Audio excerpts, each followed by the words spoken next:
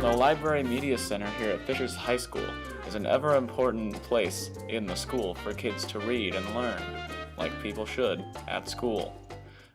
But after going undercover at the library, I can't help but notice the shrinking numbers of people visiting the library, which is a huge problem as National Teen Read Week approaches. I must help Renee Isom and Marcy Vance do something about this before it's too late. Thanks for meeting me today. Yes, thank you. Renee or Miss Isom? Yeah, either way. Okay, Renee.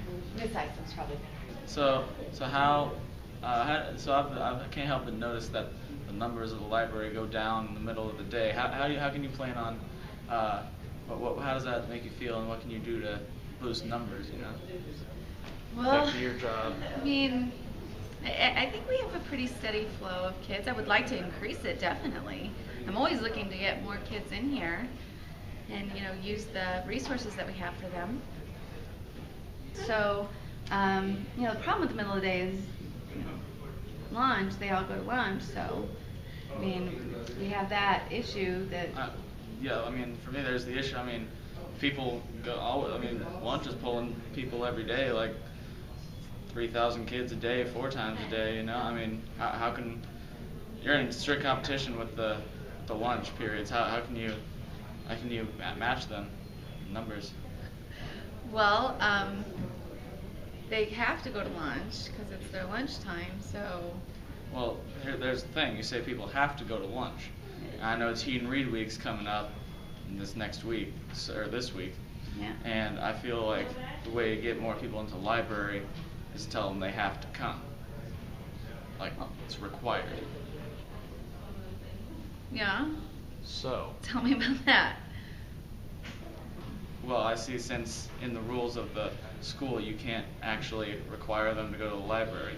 You can either go out there and wrangle them like cows, or there's constructive blackmail. Yeah, so, okay, and then blackmail? Yeah? Constructive blackmail, yes. What's blackmail? Well, nothing motivates people more than having their secrets and dark pasts revealed, you know, so, I mean, what better way to bring people in than constructive blackmail? You know? Blackmail? Like, Yeah, how would that work? Constructive. I'm sorry, constructive blackmail. How does that work? You leave that. I don't know about this. Isom seems completely on board. So the plan is to go out and constructively blackmail students to motivate them to come to the library during Teen Read Week. And on our first try, it was clear our plan was working. How often do you go to the library here at school? Zero. All right. Would you be more willing to go to the library if you knew that people would reveal your deep dark secrets unless you went to the library? Go to the library? Yeah. How often do you go to the library here at school?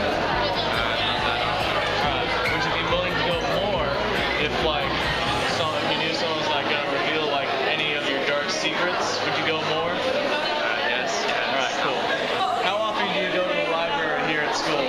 I've gone to it maybe 3 times. This is like my entire school year. Entire school? Okay. Would you be willing to go to the library more if you knew they were gonna blackmail you unless you came to the library? Yeah. You would go? Yeah. Alright, good. How often do you go to the library here at school? Never. Never? No. Okay, would you be willing to go more if you knew somebody was blackmailing you unless you go to the library? Probably. You would? Yeah. Alright, good, thank you. Have a nice day. Our plan was a success.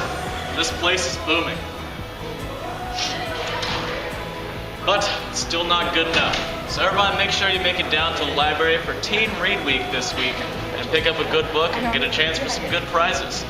So do that, or else Miss Isom will blackmail you constructively.